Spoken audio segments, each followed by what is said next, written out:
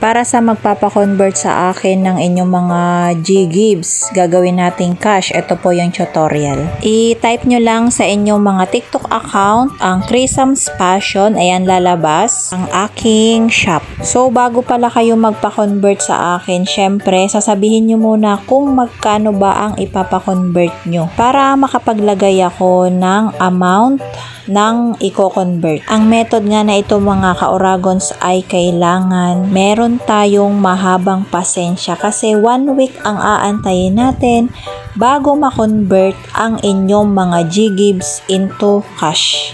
So, dito nga, nakapag-place order na tayo. Ganyan lang ang gagawin nyo ha, mga ka-Ggives. Mag-place order kayo sa aking shop. Siyempre, lalagay natin yung amount ng inyong i-convert. So, ito, example lang to ha. Sa nakikita nyo, meron dyang Gcash option sa payment method. Yan, kiklik nyo lang yan. And then, place order.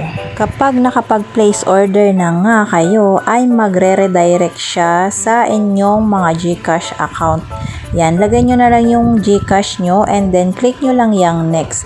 Tapos may magsisend sa inyo ng code. Tapos enter nyo lang yung sinend sa inyong code ni Gcash. Ayan, kapag nalagay nyo na nga yung code, ay i-click nyo na yung next. Tapos, ayan, lagay nyo na lang yung inyong mga pin. And then, click next uli. Ayan, makikita na natin ang Ggives option. Ayan, Ggives option. Hindi siya naka-highlight mga ka-Oragons kasi walang laman ang ating Ggives. Pati nga yung ating Gcash ay wala din laman. So, ayan, di ba nakapag-place order na kayo mga ka-Oragon sa aking shop? Antayin muna natin na ma-complete order receive muna ang items. Tapos, mga 1 week ang aantayin pa natin bago pumasok sa account ko yung amount. Pag pumasok na sa akin yung amount, automatic, isesend ko na yon sa inyo.